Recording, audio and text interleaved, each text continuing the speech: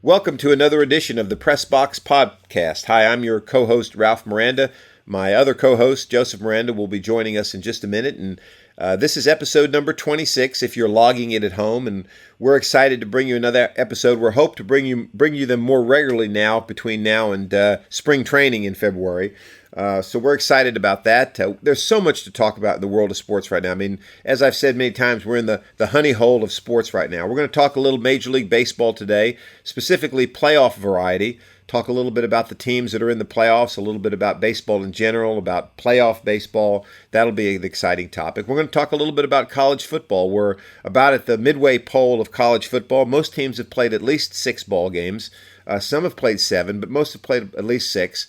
So we're about halfway through the college football season, and within about roughly 2 to 3 weeks here, we'll be getting our first college football playoff rankings. So we'll have a better idea of where teams are stacked when it comes to that. We're going to talk a little bit about Tennessee football, a little bit about their prospects going forward here with their new coach. And we're going to finish with a little talk about golf. We've just had the official end of the golf season, but as my co-host Joseph says, the golf season ended for him at Bellerive Country Club at the end of the PGA in August. But anyway, we're going to talk a little Ryder Cup, a little Tour Championship, a little Tiger Woods, and a little golf in general. So we've got an exciting show planned for you today, and we're going to follow it up with another one pretty soon right after it to talk a little bit about NFL football as well.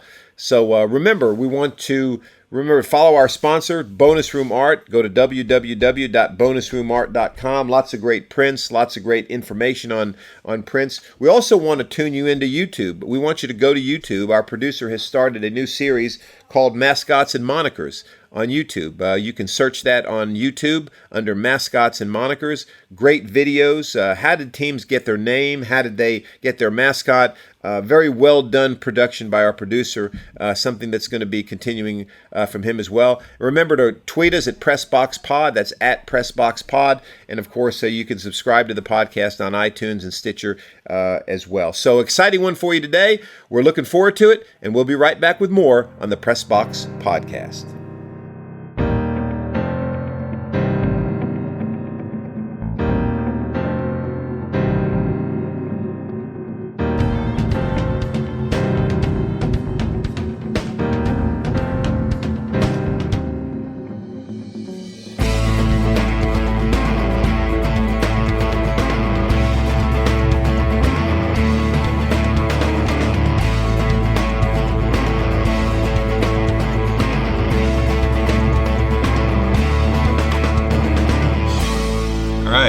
As we sit here right now, it's October, as we alluded to in the intro, which means a lot of things, but it means postseason baseball is here. Yes, it does. Postseason baseball. I mean, we went 162 games. 163 in some cases. That's exactly right. 163 in some cases. The season started in the snow in late March, and here we are in October, in the middle of football season, but we've got postseason baseball, which is always more exciting, always very exciting. Yeah, so... as we're talking right now, the Rockies have already been eliminated by the Brewers, and the Brewers were a little bit of a surprise team, I thought. Going throughout the season, they were in it the whole time, and they ended up winning the Central in the extra game. But I kind of felt the Cubs would win the division just because I hadn't seen much out of the Brewers really in the last 8 to 10 years. When Sabathia was there, that's the last time they got to the playoffs. That's I think.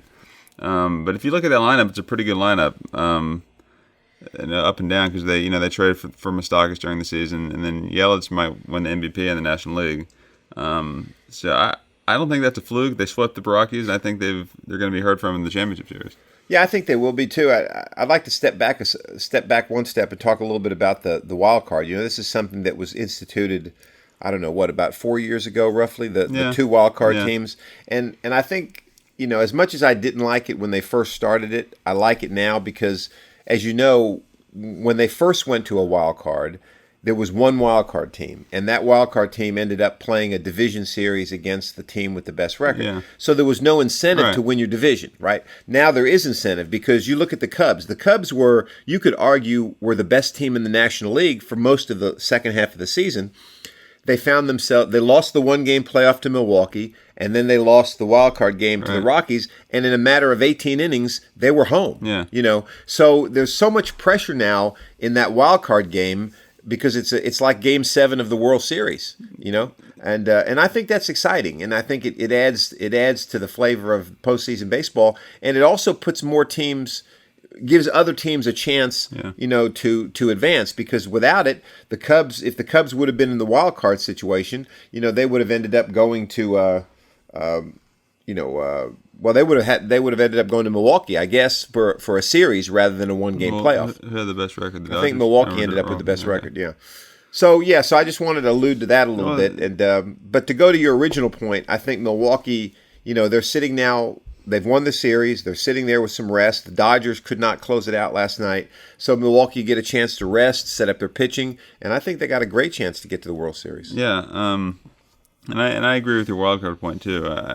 Especially if you look at like the AL East this year, the Yankees won close to 100 games, whereas if it was the old way, the A's obviously wouldn't have been in at all, and the Yankees would have been sitting there August 1st thinking, well, it didn't really matter if we win the division. We're going to play the Red Sox anyway. Right. But now, they didn't want to go in the one-game playoff because, it just puts the importance of winning your division, which is how it should be. That's exactly right. I mean, you definitely don't want a one-game playoff because that's a crapshoot. I mean, it really is. Yeah. And so you were talking a little bit the other day, and it's playing itself out now. But before the playoffs started, you thought the Astros might just get back to the World Series. I did. Tell me your thoughts about that. Is they're about to win the series here, up 10-2 against the Indians?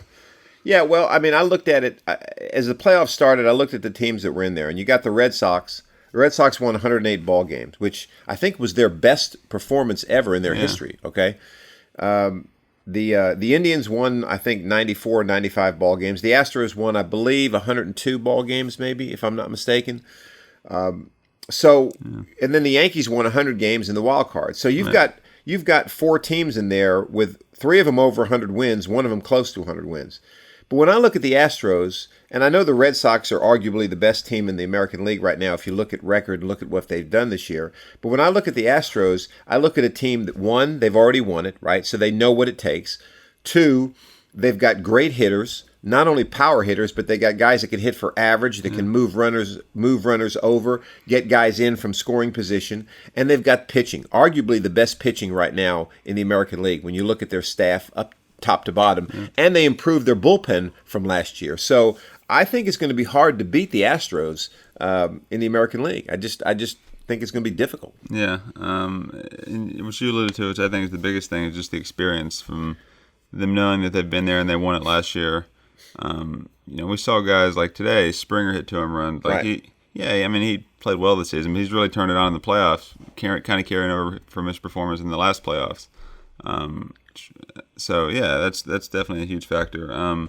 Pitching you brought up, which I agree with, and we were talking a little bit earlier about pitching, and I still like the Yankees' rotation in the playoffs, assuming things are clicking on all cylinders. Because you've got Severino, won 19 games, Tanaka, Happ, and then if you need a fourth guy, you've got Sabathia, who's a former Cy Young winner, longtime veteran.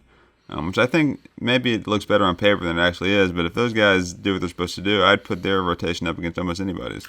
Well, I know you said that, and I'm a Yankee fan, so I should feel that way. But there's something about the Yankee rotation that makes me uneasy. Okay, I mean, now going into Game 1 of the series with the Red Sox, Happ had a 1.5 something ERA against the Red Sox in the last 2 years. All right, he had a bad outing. That's going to happen, okay? The Red Sox were ready for him. They hit him. It's going to happen.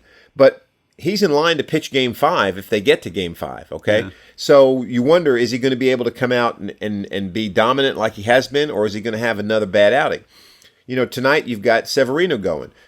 For all intents and purposes, you would expect Severino to give you a quality start, but you just never know with the guy. I mean, he even in the wild card game, he came out like wildfire, didn't give up a hit. He walked 5 guys. So if you're a starting pitcher, there's something about the Yankees starters that, even though they're quality and they're good starters, I don't trust them in pressure situations. And whereas the Astros guys, you look at Garrett Cole and you look at Verlander. You look at all their starters, those guys are consistent. They don't walk a lot of batters, and that's the key. You can't give guys free passes, and Severino seems to do it regularly. And Tanaka's and real quick before you jump in, Tanaka's Achilles heel is the home run. He's always given up 2 or 3 home runs. Yeah. I think you're right about that. I think Severino showed the improved from last postseason in the wild card game. Obviously, now, he did walk those guys, or 5 guys, you said, but much improved over last year's wild card game. No question. So that goes back to the experience we talked about. With that helps the Astros is helping the Yankees in that way now. Also, I think what helped the Yankees in Game 2 is, if you're the Red Sox, you can't throw David Price against the Yankees. No, you can't. No. The Yankees killed David Price. So that helped him. And Sanchez woke up a little bit. Or woke up a lot with 2 home runs in Game 2. Tonight's game is going to be a big game, obviously, because it's Game 3. But getting it back to Yankee Stadium, I think the Yankees have the advantage right now. I agree with you. I think they do have the advantage right now, but they've got to win tonight. I mean, you can't give the Red Sox a chance to get back to Fenway. But let me say something else. My problem with the Yankees. I'm a football guy, right? And I believe you build championship teams with defense. Look at the Yankees. Errors constantly. I mean, Andujar is going to probably be the rookie of the year at third base. The guy can't throw the ball to first base, okay? They got a first baseman who can't scoop the ball up. Yeah. I mean, they make more errors than any 100-win team I've ever seen. So what do the Yankees do? They say, we're going to club you to death, right? We're going to hit home runs. We're going to score 9 runs. And that's nice, okay? But when you get into a championship situation, like in football, when you get in the playoffs, you've got to have defense. And part of defense is pitching. And you can't give guys free passes. And that's my only problem with the Yankees. They might beat the Red Sox. I don't think they can beat the Astros that way. Well, didn't one of the other games they put somebody in the third late in the game for defense? They did. I forget the guy's name now. They did for defensive purposes. Yeah. So, they see that too, obviously. But sure they do. And like you said, Andujar, I think, is the Rookie of the Year. Without a doubt. Without a doubt. Torres would have been had he not gotten hurt and kind of cooled off a little bit. Yeah. Speaking of rookies and young players, the Braves, I think they're a year early. They are a year too early. Like going into the season, I think the Nationals were expected to win the division, and maybe with the Mets even competing. And then how it played out, the Phillies got hot a little bit. They were kind of in the mix, and the Braves ended up winning it. Largely on the backs of a lot of young guys, right. Acuna. They brought up a number of different pitchers. Alves, a lot of these guys. Swanson, yeah. And they're not out of the playoffs yet. I just don't think right now they have the experience and just kind of the wherewithal to advance. But they've got a bright future for sure. Well, you're exactly right, and I agree with you 100% that I think they're a year away from being a championship team. But the old saying, they might just be young enough not to understand the magnitude of the situation. So it's they did win last night. It's possible that they could shock the world. The only thing is that they're going to have to face Kershaw again. Yeah. Well, more than likely. Yeah. I would think that if you had to pitch Kershaw, if you went to a Game 5, you'd probably. Want to pitch Kershaw on Wednesday, Game 5. So right. He would be on 3 days rest? Yeah, probably 3 days rest. You may not want to do that, but anyway, to go back to your point, I agree with you. I think next year is the Braves' year, and I think the reason I say that is the Nationals are going to be in transition next year. I mean, they've already traded away a couple guys. Yeah. I think Harper's not going to re-sign with them. I don't see the Nationals being a contender next year. I don't think the Mets look like they've got anything to contend. Mm-hmm. So the Braves. And the Phillies might give him a run next year. You never know. Yeah. You mentioned Harper there. I know he's out of the playoffs now, but where do you think he signs next year? Yeah, we talked a little bit about that earlier, and you mentioned that the Cubs look like they might be the team. Well, that's kind of, if you look at some of the actual odds-on favorites to land him, it's the Cubs, but I don't know. I think, like I said, I wouldn't count the Yankees out because I think he might want to go there, but it'd be interesting to see how that works. Yeah, it would be. I think, we talked a little bit about that. Where would the Yankees put him? And we talked about, the Yankees could put him in center field, and they could move Hicks to left field. McCutcheon's done a nice job for the Yankees this year since they traded for him, but he's not, he's kind of at the tail end of his career. Gardner's at the tail end of his career. So that would be a nice outfield. And then, like you said, you could mix Judge, Harper, Hicks, and Stanton as your DH from time to time and rotate them in and out of the outfield. Yeah. So, he would make a lot of sense. And with the short right field porch, it's perfect for Harper. Yeah. But again, I think, all right, so you're going to hit another 25, 30 home runs. You still got to shut the other. You still got to shut the other guys down. You know what I mean? I saw one stat. They set the record for most players with 20 home runs or more this year. Yes, they did. They had like 8 or 9 guys that did that. And they set the record for most team home runs, I think. Okay. Yeah. So they had 267 home runs. Yeah. So I mean, but I have to find the list of free agents. But what pitchers are out there this offseason that they could go sign? Or we talked about the guy they have in their system that played in the Futures game, Sheffield, right? Who came up in September and pitched out of the bullpen a little bit. He could be on the horizon as a starter in the upcoming years.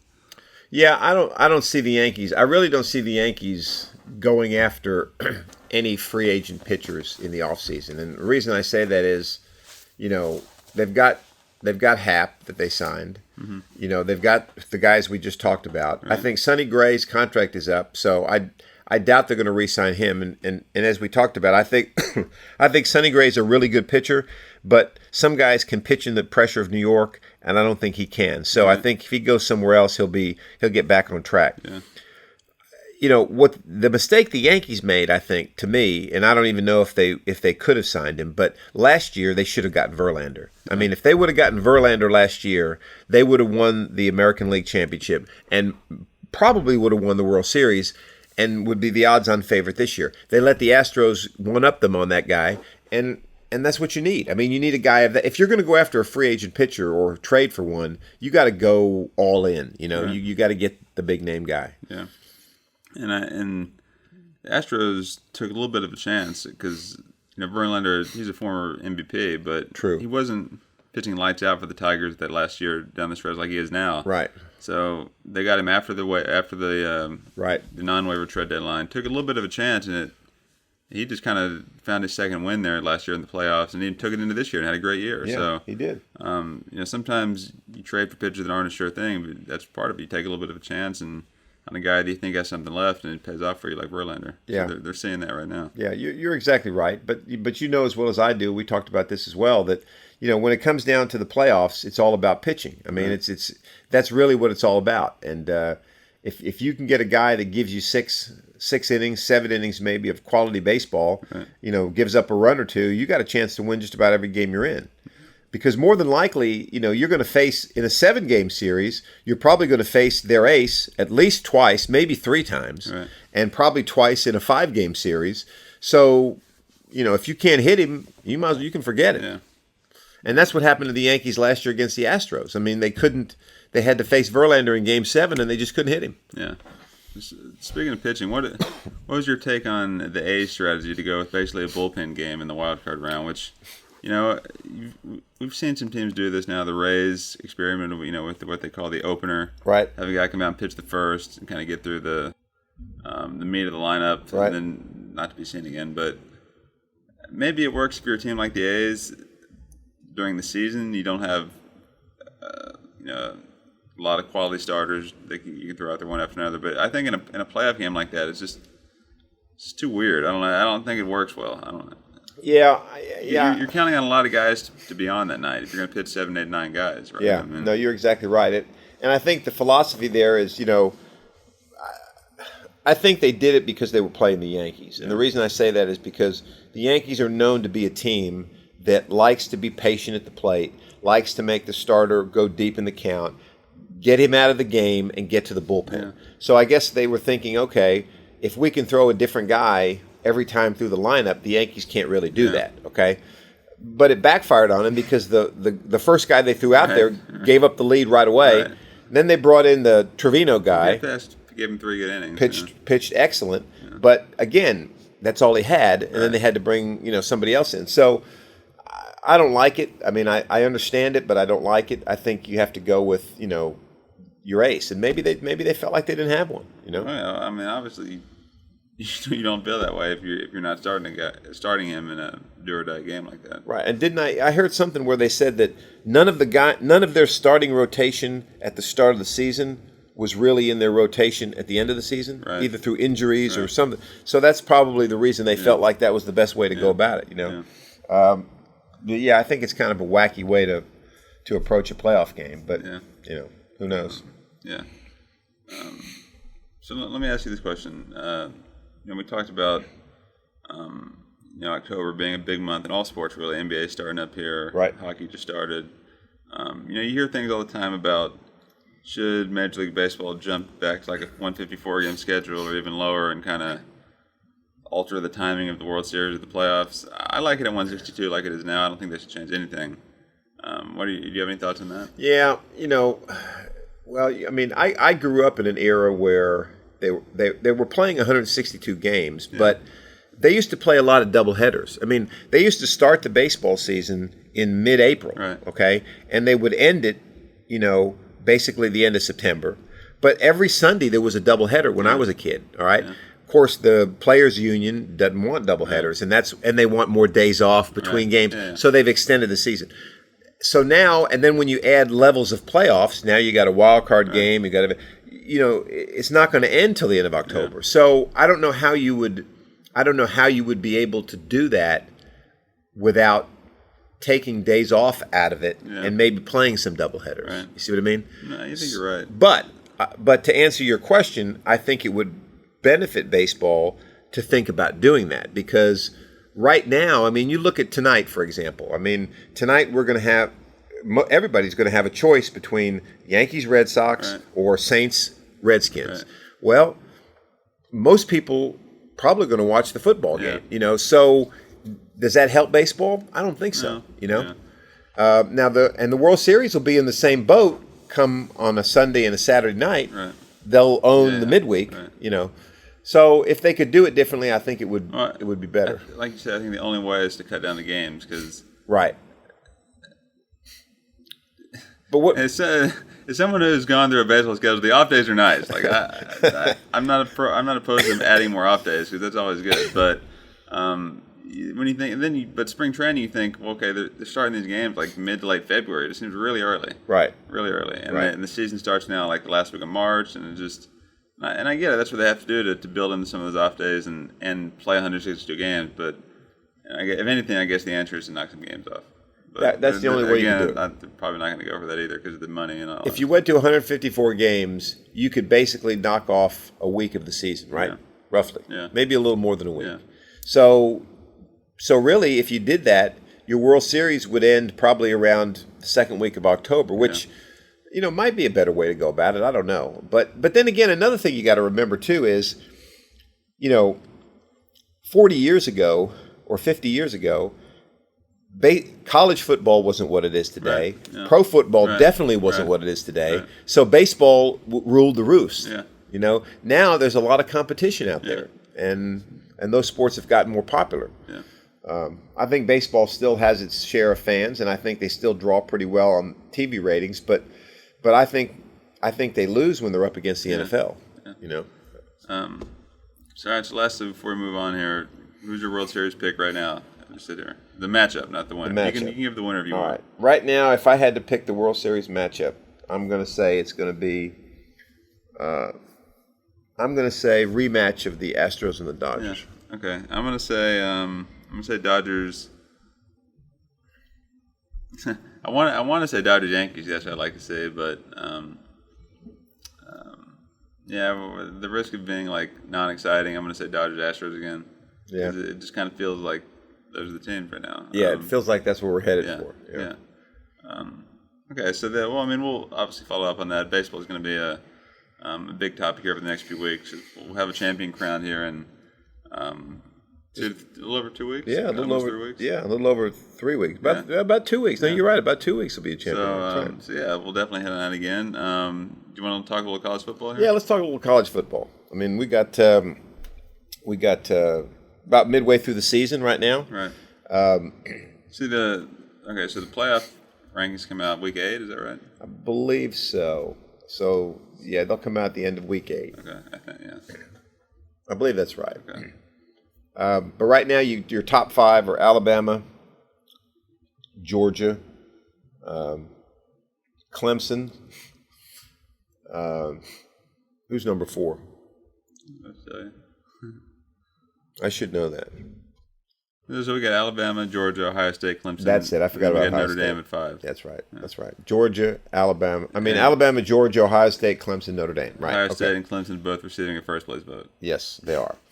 Well, Ohio State, they're the most overrated football team in college football, I think. But that's just beside the point. But yeah, I think it's been an exciting season so far, and I think there's still a lot of football to be played. And if you look at those top 5 teams, Alabama's got to play LSU, Auburn, and probably Georgia in the SEC championship game, assuming Georgia doesn't stub their toe. Georgia's probably got the toughest schedule of any of them. They got to play LSU, Auburn, and Florida to get through to win the East, and then they're going to have to play Alabama. They got Kentucky too. They got Kentucky. Kentucky. Well, I know. Never know. But what I'm trying to say is Alabama or Georgia, one of those is probably going to lose, and probably Georgia will lose. Clemson probably doesn't have much left, but they have to play the ACC championship game, maybe against Virginia Tech. Right. And, Virginia Tech could give them a fight. Ohio State doesn't have much left except Michigan in the Big Ten championship, which probably won't be much of a challenge for them. And then really the wild card in this whole thing is Notre Dame because, up until when they started this college football playoff in 2014, obviously with only 4 teams going and 5 major conferences, there's always going to be one conference left out. Well, this year there's a possibility of 2 conferences being left out because if Notre Dame goes undefeated, which right now there's a pretty good chance they could do that, then you're going to have 2 teams that are going to be left, 2 conferences that are probably going to be left out of this thing, and that's going to be interesting to see how everybody reacts to that. Yeah. Specifically about Notre Dame, though, and we watched the game Saturday night at Virginia Tech, and we watched them all season. We watched them years past, and what and you've said this, but what do you think is different about them this year, where you can feel better about them competing in the playoffs and being for real, as opposed to years past where they got to the championship game but couldn't hold their own against Alabama and things like that? Right. 2 things I see. The first thing, and I think I said this when we were watching the game Saturday night, I wanted to see, I wasn't so concerned about, I wanted them to win, obviously, but I wasn't so concerned about that as I was, how were they going to handle this environment? Because, they went to Clemson a couple years ago and got beat pretty handily. Right. They went to Miami last year, were down 27-0 at halftime, were blown out of the stadium, and they were ranked 3rd. So how were they going to handle it? Well, they handled it really well. They came out that first drive and they pushed the ball in the end zone.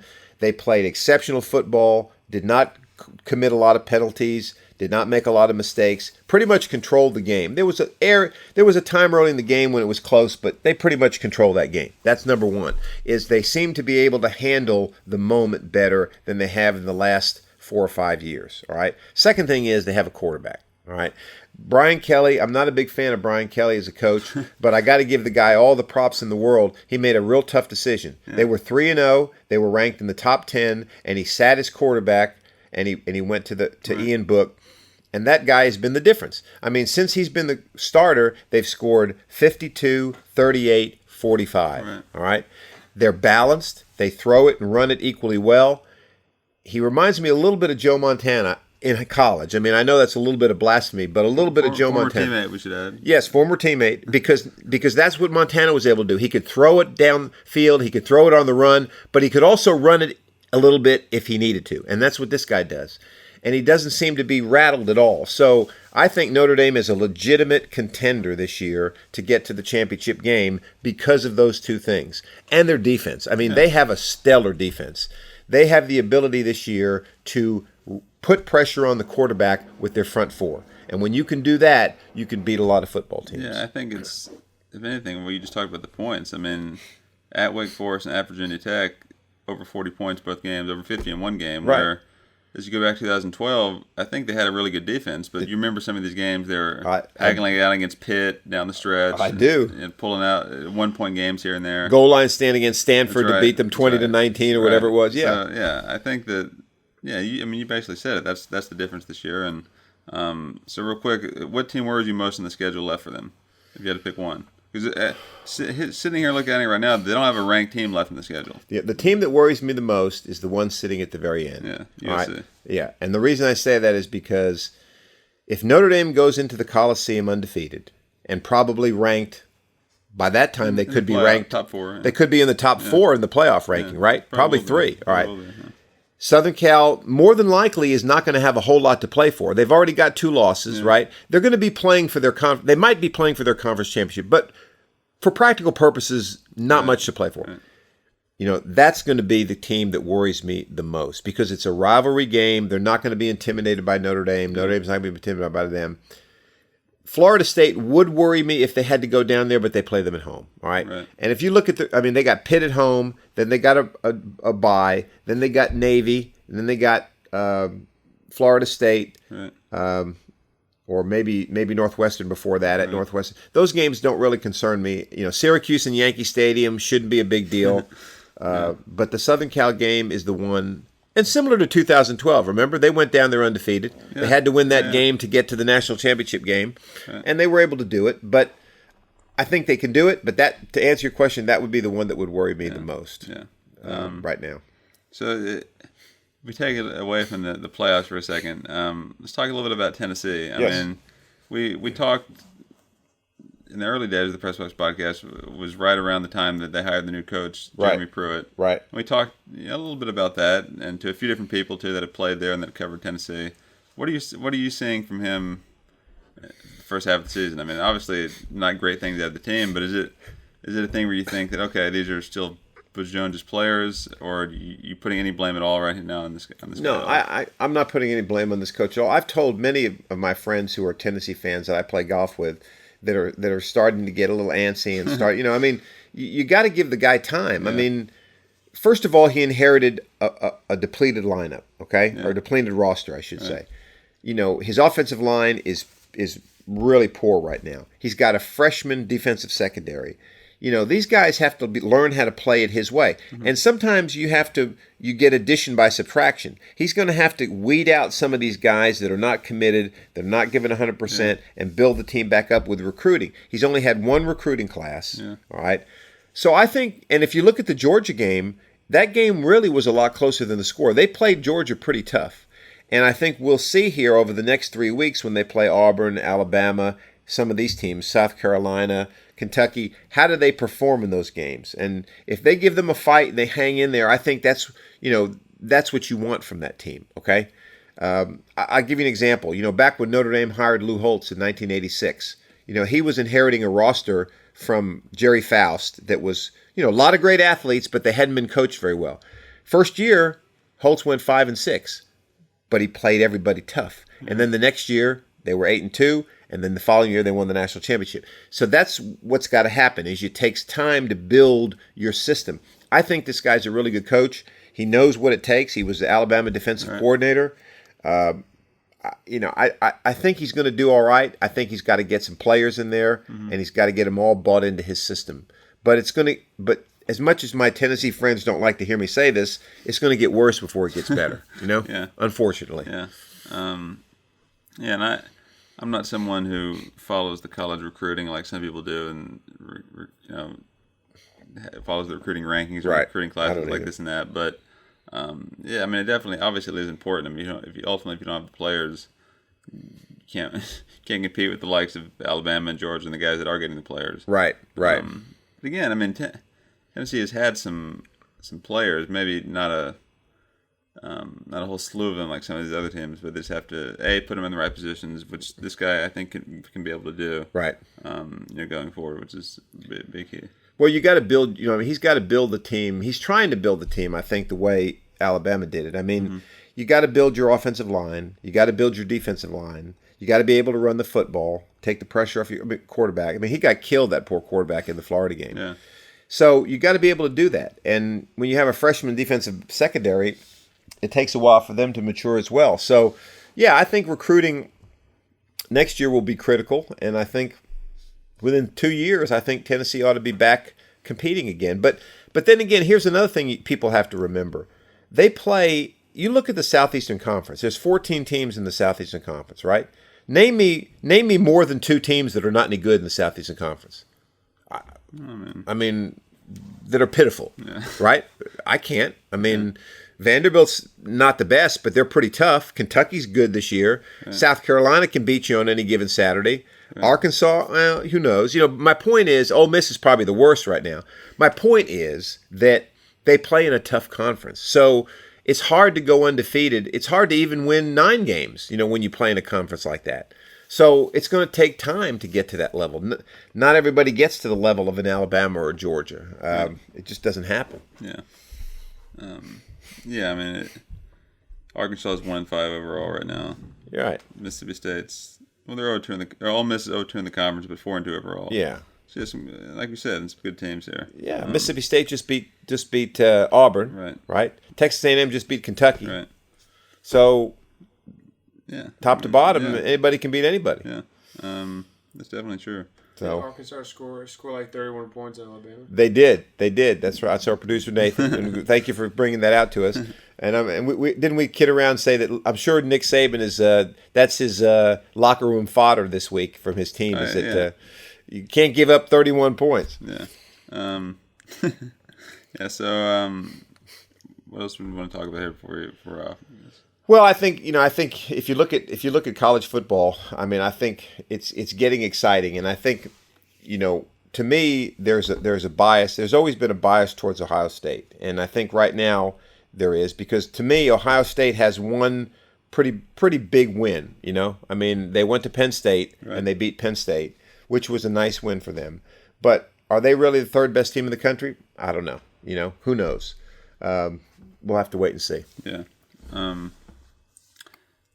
Like you said, I don't see them getting tested in their conference championship game. No. I think that they're going to be Michigan, if not handily, it's not going to come down to the wire. I think they're going to comfortably beat Michigan. Yeah.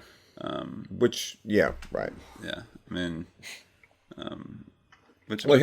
Here's a question about it.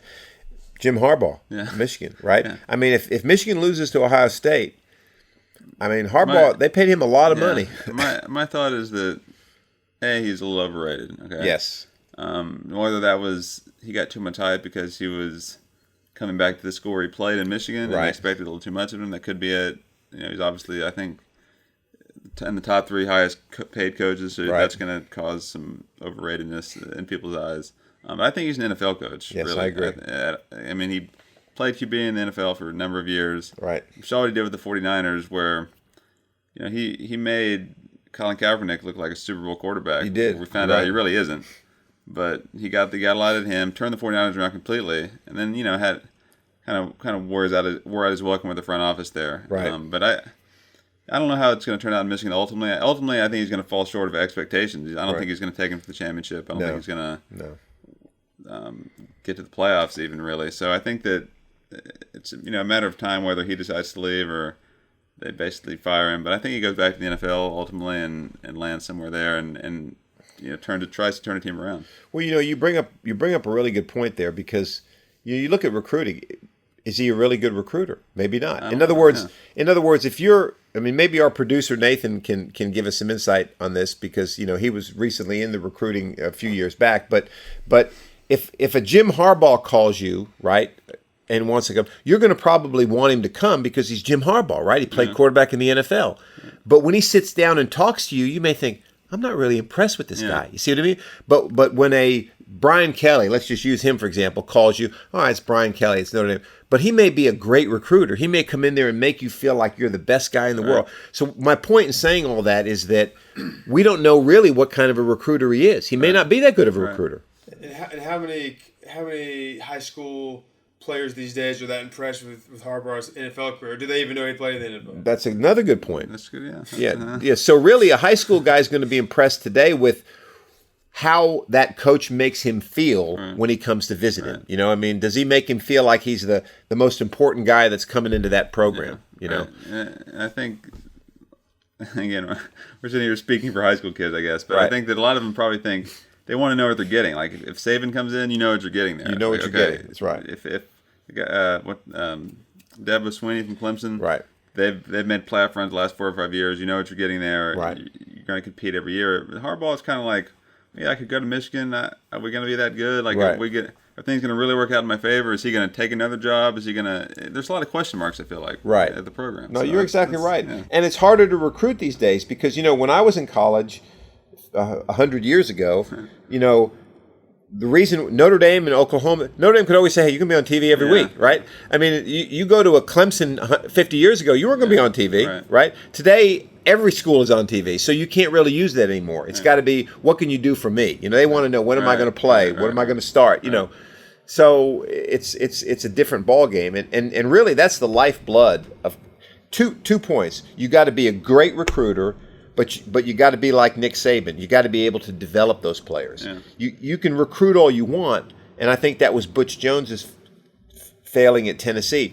He brought in a lot of good players, but he couldn't develop them. Okay, and they never really got any better. Right. And some of them left, and that was the problem. You've got to be able to develop those players and make them better, because you grow a lot from the time you're 18 to the time you're 22, and you have to get better. Look at Kamara. I mean, they didn't exactly use him great. He fell to the fourth round because people didn't really know how good he was. Now he's arguably one of the best running backs in the NFL. Exactly. Yeah. I mean, it'll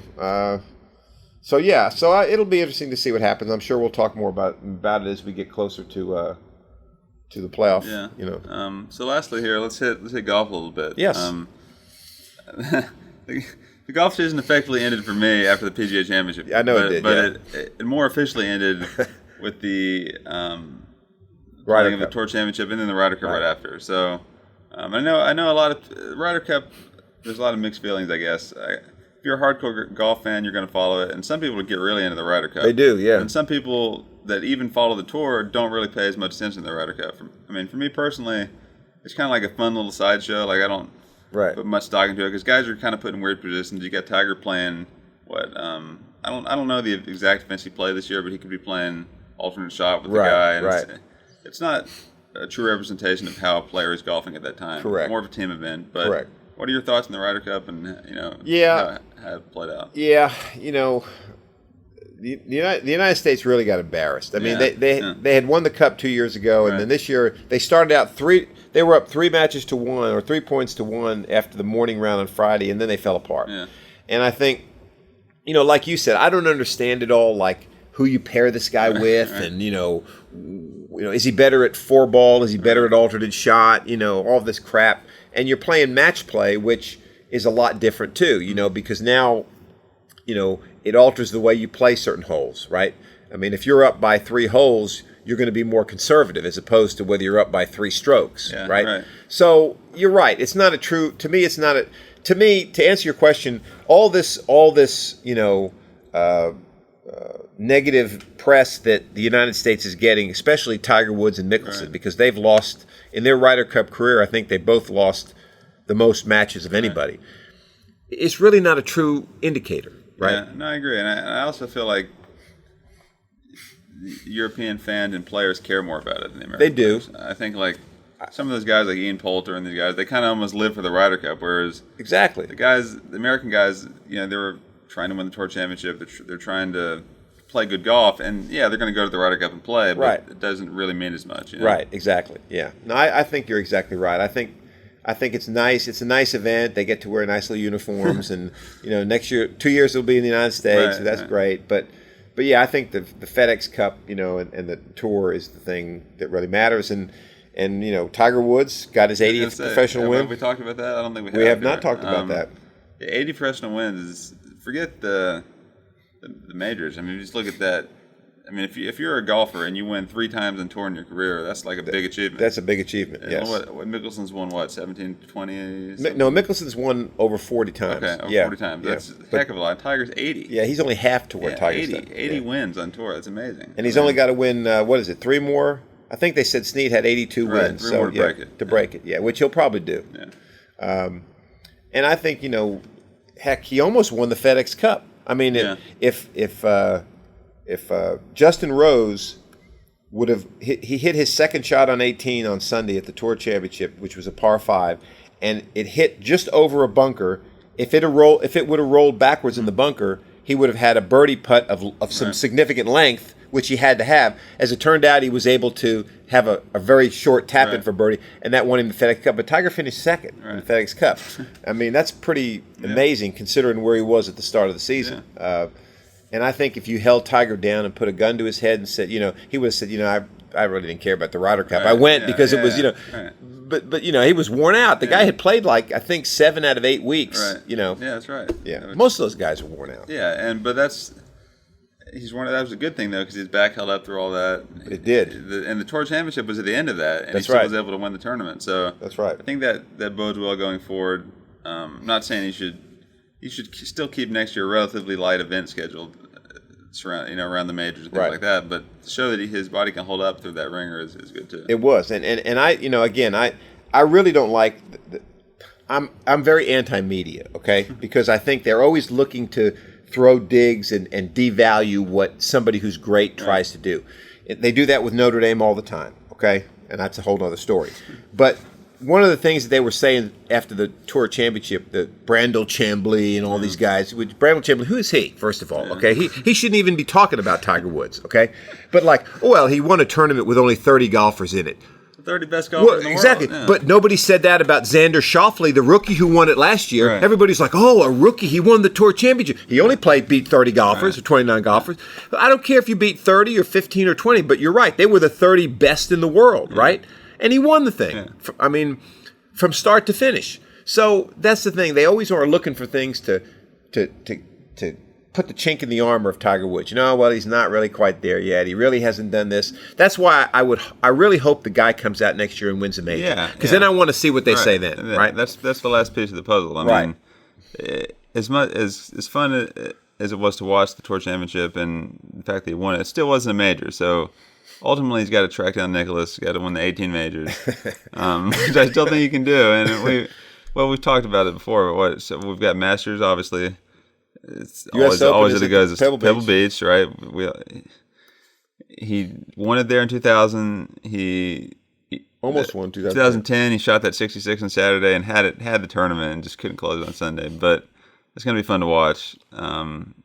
Honestly, I'm not totally sure the other two are next year. I'm not either right now. I do. I know the British Open is in Ireland for the first time ever. It's in Royal Portrush or something in Ireland. And the PGA, I don't remember exactly where the PGA is going to be in March or May this year. That's a good point. Yeah, it's in May this year. I'm not quite sure where it's at. You could probably find it pretty quickly here in there. A second. Yeah. But yeah, that's been moved up because of the change in the schedule next year. But the greatest thing from that Tour Championship. It's at Bethpage. It's at Bethpage. Okay, that's right. But was the fans? You see the 18th hole when Tiger Woods was? Yeah. That was unbelievable. I had never seen that before. That was unbelievable. All those people. him and McIlroy almost didn't make it out of the crowd. Right. It was. It kind of reminds you of like the Open Championship where they're out there on the lawn and everybody's running around, which you don't see as much here. But no, it really did. It was very cool to see. Well, next year should be an interesting year for Tiger Woods as well. I'm hoping he comes out and starts out strong and gets another major under his belt. Absolutely. So that'll do it for this episode of the Press Box Podcast. Hope you enjoyed it. We're going to talk NFL in the next episode here shortly. Now that we're more of a quarter way through the NFL season, so things are starting to take shape a little bit here. And we're going to be excited to hopefully bring you a guest here soon in the next 1 or 2 episodes of the podcast. And before we sign off, we'll remind you as usual to follow us on Twitter at PressBoxPod. Tweet anything you want at us, topics, guests you'd like to see, anything you want at all. We'd like to interact with you there as well. Anything else you'd like to add here before we get off? I think that'll do it. Look forward to the next one. All right. For Ralph, this is Joseph signing off on the Press Box Podcast. See you soon.